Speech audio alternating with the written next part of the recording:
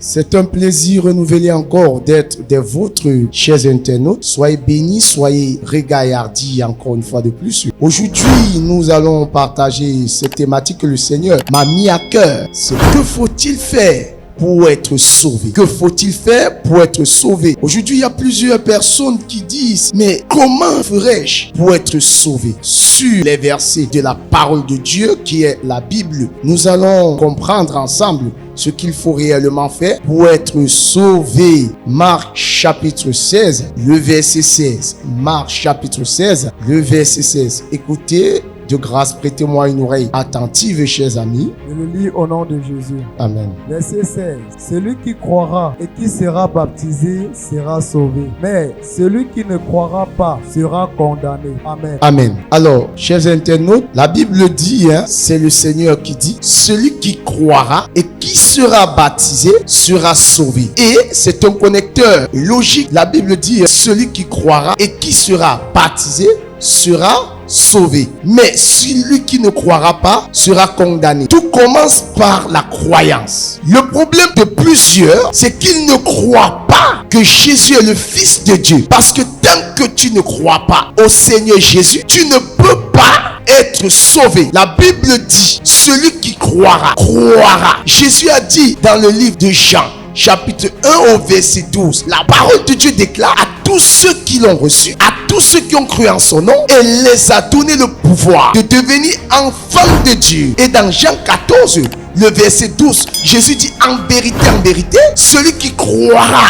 en moi, celui qui croira en mon nom, il fera les œuvres que je ferai, il fera de plus grandes. Alors je veux te dire aujourd'hui, ton problème c'est parce que tu ne crois pas. La Bible dit celui qui croit, pas croire en sa tradition, non pas croire en ses philosophies humaines, non pas croire, oui, à ce qu'il voit, mais croire en Jésus. Croire en Jésus, c'est de le recevoir, comme Seigneur et Sauveur, car la Bible dit à tous ceux qui l'ont reçu. Je suis venu te dire, il faut recevoir Jésus. Il faut recevoir Jésus. Et tout commence, mon cher ami, par la repentance. Bien-aimé, la repentance est un acte de remords, est un acte de regret. Tu es conscient que non, tu ne peux pas te délivrer par toi-même. Tu ne peux pas sortir de cet obscurantisme par toi-même. Tu as besoin de Jésus. Il a dit, je suis la lumière du monde. Je suis la lumière du monde. Quiconque me suivra ne sera pas dans les ténèbres. Tout commence par la croyance. Est-ce que tu crois? Est-ce que tu crois de ton cœur? Est-ce que tu crois de ton âme? Car la Bible dit,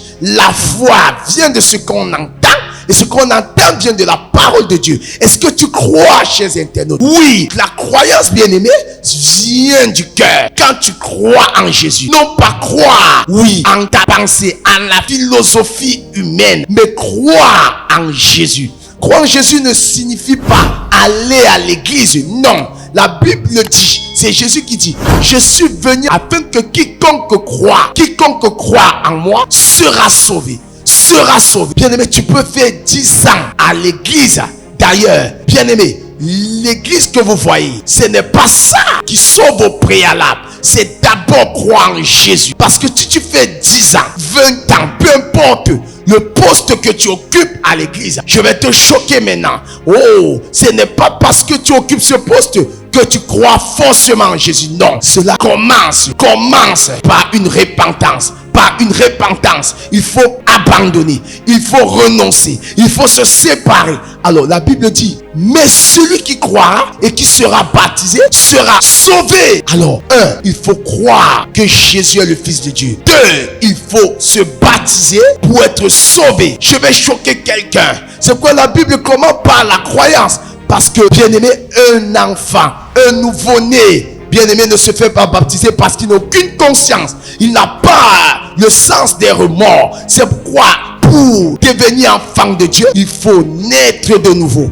Il faut naître de nouveau pour avoir part à l'héritage céleste. Car Jésus lui-même pouvait dire à Nicodème, si tu ne nais d'eau, tu ne peux voir le royaume des cieux. Mais si tu n'es né d'eau et d'esprit, tu n'entreras pas. Je suis venu dire à quelqu'un ce jour, il faut que tu abandonnes t'abandonnes.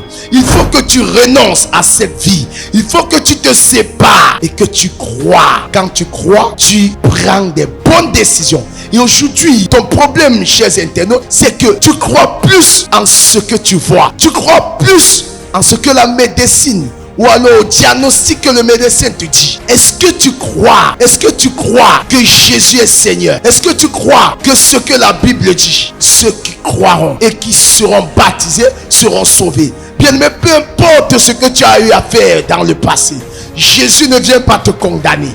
Jésus est amour. Il est venu afin que ses brebis aient la vie. Jésus est venu pour que tu aies la vie. Oui, ce n'est pas le style de vie là, c'est la vie après la mort. Que tu aies la vie, peut-être tu as été opprimé, tu as été longtemps rejeté, tu as été longtemps sujet de raillerie autour de toi. Mais ce Jésus te tend son bras d'amour. Il te dit de croire en lui. Il te dit de croire en lui. Ne désespère plus. Ne désespère plus. C'est pas toi. Viens à Jésus. Tourne-toi vers lui. Renonce à ce passé. Ce passé peut être pour toi mélancolique. Tu te demandes, est-ce que c'est encore possible? Qui doit m'accepter? Qui doit me supporter? Il est venu afin que ses brebis aient la vie. Jésus a dit, déchargez-vous sur moi. Déchargez-vous. Alors crois et décharge sur Jésus. Décharge-toi sur sa personne. Il ne t'abandonnera pas. Crois et baptise-toi. La Bible a dit, mais celui qui ne croira pas sera condamné. Alors, cette parole que tu écoutes aujourd'hui, si tu ne crois pas,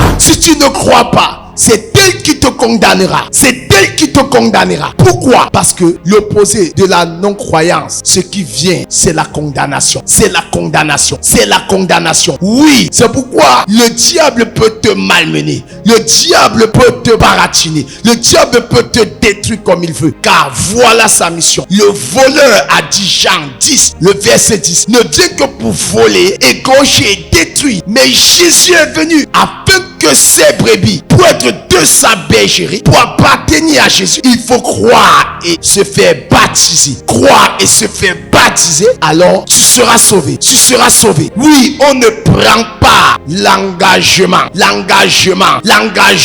pour quelqu'un afin qu'il soit sauvé. Jamais. J'ai le regret de vous dire, l'enfant ne se baptise pas. On consacre l'enfant à Dieu, mais on ne le baptise pas. On ne le baptise pas, car il n'a pas cet engagement. Il n'a pas une conscience bonne. Lui-même, il ne sait distinguer la droite de sa gauche. C'est quoi la Bible dit? Celui qui croit et qui se fait baptiser, alors sera sauvé. Ceci voudrait dire quoi? Que dès lors où ces deux principes sont mis, alors qu'est-ce qui se passe? Là, le ciel est ouvert pour toi. Tu es sauvé. Aussi longtemps que tu persévères, bien-aimé, tu obtiendras le ticket. Le ticket définitif pour le ciel, pour la nouvelle Jérusalem. C'est la vie éternelle. Bien-aimé, n'endurcis pas ton cœur. Car Jésus a dit, si vous entendez ma voix, n'endurcissez pas vos cœurs. Je ne sais si c'est la dernière fois que toi et moi, on pourrait encore se regarder. Je ne sais si c'est la dernière fois que tu pourrais encore entendre cette parole. Alors, renonce à cela. Tourne-toi vers Jésus, car il est un Dieu rempli d'amour. Si tu étais béni par cet enseignement, partage, like, et que la grâce du Seigneur te couvre au nom de Jésus. Shalom. Suivez les programmes du ministère du Salut en continu sur nos plateformes Facebook et YouTube. N'oubliez surtout pas de liker et partager.